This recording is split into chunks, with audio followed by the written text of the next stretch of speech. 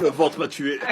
Le 12 janvier 2010, Haïti a subi un tremblement de terre qui a fait des centaines de milliers de morts et plus d'1,5 million de sans-abri. Et au final, qu'est-ce qu'ils ont eu? Un remake de We Are the World. Et quelques maisons construites, mais aussi rapidement qu'une maison bled. Aujourd'hui, on va voir ensemble comment ce qui aurait dû être la plus grande opération de reconstruction de la perle des Antilles s'est finalement terminé en une escroquerie et en un scandale international. Et évidemment, tout ça après générique.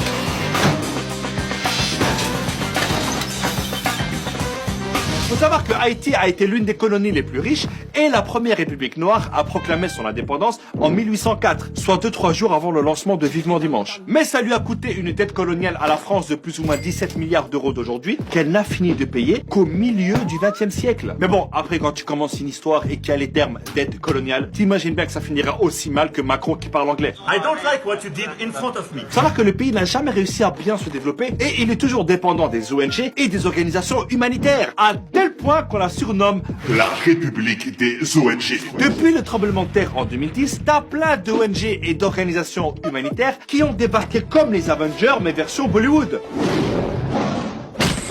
Parce que t'en as plein qui ont fait des trucs sans logique, sans coordination, et énormément d'argent a disparu. Et croyez-moi, c'était pas la faute de Carlos Ghosn. Eh, c'est notre territoire ici, tu vois bien qu'on est en train de distribuer de la nourriture. Ouais, ben nous on a des camions avec des couvertures. J'ai faim, j'ai froid. La ferme! Tu vois pas qu'on est en train de te sauver la vie là? C'est un truc de fou! La politesse!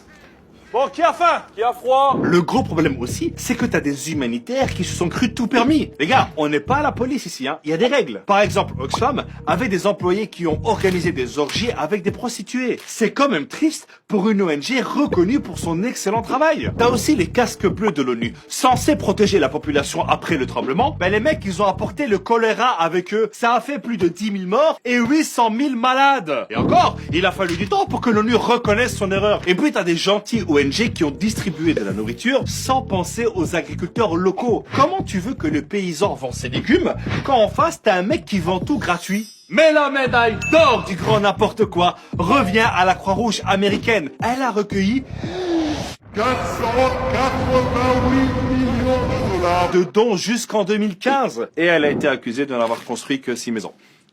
Les gars, Haïti, c'est un pays. C'est pas un Monopoly. T'as aussi l'agence américaine d'aide au développement qui a débloqué 2,5 milliards de dollars d'aide. Et bien sur tout ça, il n'y a que 2,6% qui a été versé directement aux entreprises ou associations haïtiennes. Le reste...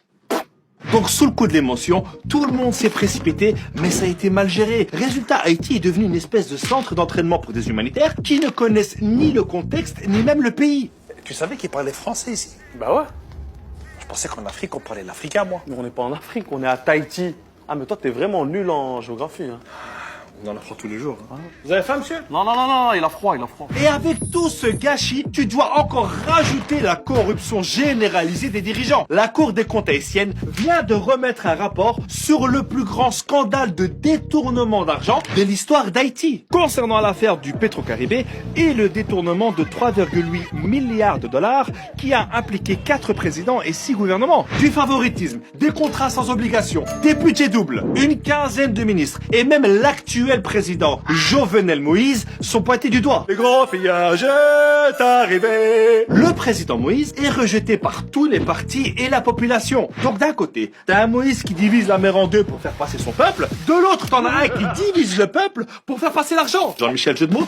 Le mec, il gouverne par décret et il est protégé par des centaines de militaires et de mercenaires recrutés par la firme américaine Blackwater. Ça veut dire au noir en français.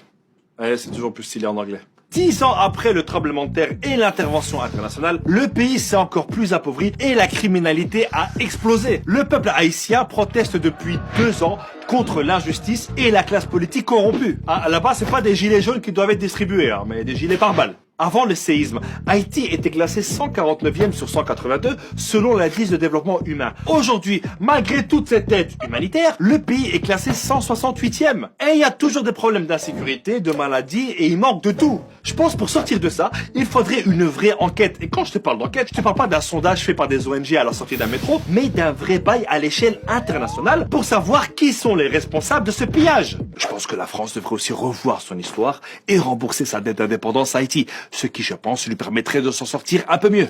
Notre présence ici n'a pas laissé que de bons souvenirs. Nous, on est avec le peuple.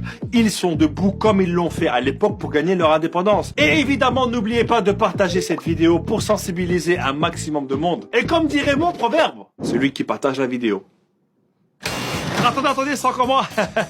Et non, c'est pas une pub pour vous demander de vous abonner ou alors pour regarder un autre épisode, non. Par contre, si vous voulez le faire, vous pouvez cliquer là pour vous abonner et regarder un autre épisode là. Faites-le. Je vous attends. J'ai tout mon temps.